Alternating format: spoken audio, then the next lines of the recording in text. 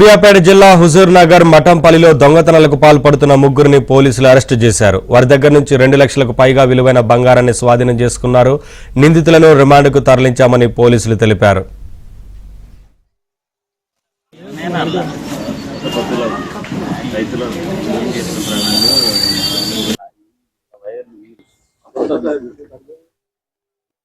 చెరువు వద్ద ఒక దొంగతనం చేసిన దాంట్లోను అదేవిధంగా 20వ తారీఖు జనవరి ఆ రోజు మఠంపల్లి మండలం సుల్తాన్పూర్ తండా దగ్గర పట్టపగలే ఇంట్లోకి ప్రవేశించి ఇంటి డోర్లను పగలగొట్టి ఆ ఇంట్లోకి వెళ్ళి నేరం చేసిన దాని గురించి వాళ్ళని వెతకగా ఈ రోజు వాళ్ళు మాకు మార్నింగ్ వస్తూ ఉంటే వాళ్ళని పట్టుబడి చేసినాం.